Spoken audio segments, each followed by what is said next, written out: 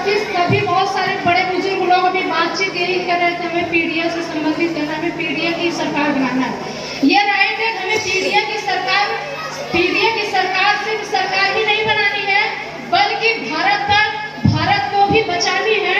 और भारत देश संविधान से चल रही है, संविधान को बचानी है, क्योंकि संविधान हमारे देश का, हमारे जीवन का प्रथम मार्ग है। और मौजूदा स्थिति की जो सरकार है, इसे संविधान को ही खत्म करने की साजिश रच रही है। हम सभी लोग ये देख रहे हैं कि सरकार, जो बीजेपी की सरकार है, इसकी राजनीति सिर्फ महिला और दलित पर होता है। महिला दलित की राजनीति के नाम पर सिर्फ वोट बैंक बनाते हैं, अपनी सत्ता हासिल करते हैं। जहां महिलाओं के अधिकार की बात आती है, जहां महिलाओं के सम्मान की बात आती है, वहां पर इनकी मुंह मोड़ दिए जाते हैं, इनके कदम बंद हो जाते हैं। जहां दलितों के अधिकार की बात आती है, वहां दलितों की अधिकार न मिलने के बजाय उन्हें पाना है। तो इन सब 5 किलो राशन से ना हमें बच करके, हमें अपने बच्चों की पढ़ाई के लिए, अपने आने वाली पीढ़ियों की भविष्य के लिए हमें इस सरकार को हटानी होगी। लोगों को एक होकर के लड़ाई लड़नी होगी। एक होकर के जब तक हम लड़ाई नहीं लड़ते हैं, तब तक तो हम अपने आने वाली पीढ़ियों की वजूद नहीं बचा पाएंगे।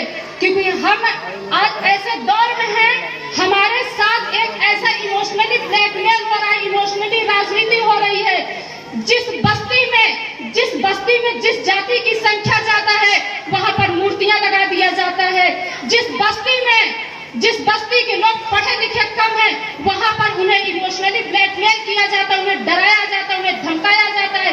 2000 रुपया देते हैं, 5 किलो राशन देते हैं, तो उस अनपढ़ बस्ती में जाकर के ये कहते हैं कि अगर आप सरकार को वोट नहीं देते हो तो 5 किलो राशन आपसे जोड़ कर वापस लिया जाएगा। अगर आप सरकार नहीं बनाते हो, सरकार को वोट नहीं देते हो, तो आपका हर 2 महीने, हर 2000 रुपया आपका जोड़ के वापस ले लिया जाएगा। ये अनपढ़ बस्ती में ये बीजेपी वालों की राजनीति है। और जहाँ दलित बस्ती है, वहां पर ये जाकर के अम्बेडकर जी के जय भीम का नारा लगाएंगे और पीछे से जय भीम के ऊपर चाकू भोंक रहे हैं।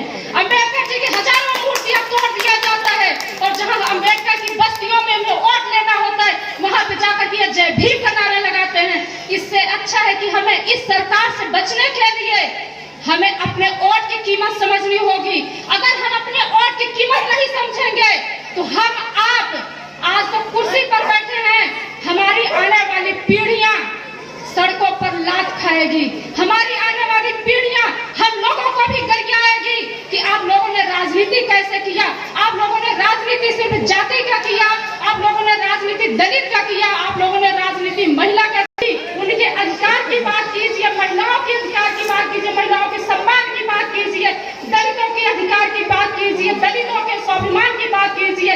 नाम पे प्रतिदिन राजनीति होती, हमें लगता है कि दलित का होता है, चाहे विधानसभा हो या राजनीतिक मंच हो, कहीं भी होगा, सिर्फ दलित, सिर्फ महिला, सिर्फ दलित, सिर्फ महिला। अरे दलितों के नाम पर कब तक तुम लोग वोट लेते रहोगे? दलितों का अधिकार भी तो आसानी से दे दिया करो। दलित के नाम पर सिर्फ हमें इस वक्त को नहीं बदलना है, इस वक्त को हमें सही चीजों से, सही अपने वोट बैंक से हमें इस वक्त को बदल देना है। क्योंकि 24 का लोकसभा एक होकर के लड़ाई लड़नी है, हमें एक होकर के लड़ाई लड़ करके हमें इस सरकार को, इस शासन सत्ता से हटा करके हमें अपनी वो सरकार बनानी है, जो सरकार हमारे आने वाली वजूद को बचा सके, हमारा कॉन्स्टिट्यूशन बचा सके, हमारे आने वाली पीढ़ियों का शिक्षा बचा सके।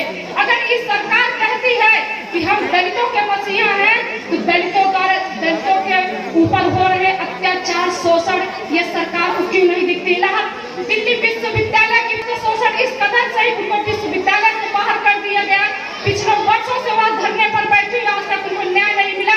सोचिए, पहले जहाँ समाज उम्मीद लगाती है हमारे बच्चे शिक्षित होंगे, समाज में अपराध घटेगा, वहीं इलाहाबाद विश्वविद्यालय को आप देख लीजिए, छात्र आए दिन पीटे जा रहे हैं। सोचिए, जो टीचर अगर अपराधी निकल जाएगा, और समाज में जनता को क्या अपराध खत्म कर सकता है? ये कभी नहीं संभव है। और अगर ये सरकार इतनी निकम्मी हो चुकी है, छात्रों की शिक्षा की बात आती है, उन पर लाठियां चार्ज किया जाता है। इलाहाबाद विश्वविद्यालय हो चाहे दिल्ली विश्वविद्यालय हो, दलित प्रोफेसर हो, दलित स्टूडेंट हो,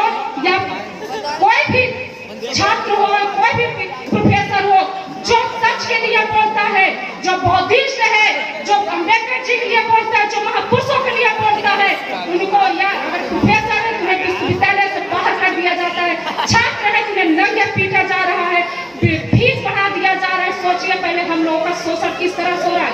शोषण होने का सरकार की एक ऐसी तरीका है, वो आपका डिजिटल शोषण कर रही है, इमोशनली शोषण कर रही है, आपको धमका करके आपका शोषण कर रही है। हम आप आंखें बंद करके, मूर्ख बन करके, गधे बन करके इस शोषण को हम लोग सह रहे हैं।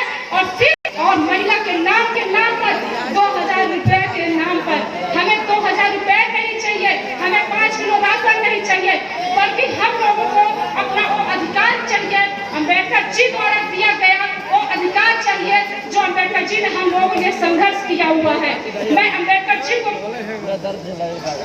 ऐसा महान पुरुष अम्बेडकर जी है, ऐसा दोबारा काश देश का प्रधानमंत्री बदल जाता तो आज हम लोगों को जो सड़कों पर अपने न्याय मांगने के लिए सड़कों पर घूमनी पड़ती है, हम लोगों को इतना सड़कों पर न घूमनी पड़े। हम अपने सभी साथियों से ये निवेदन करूंगी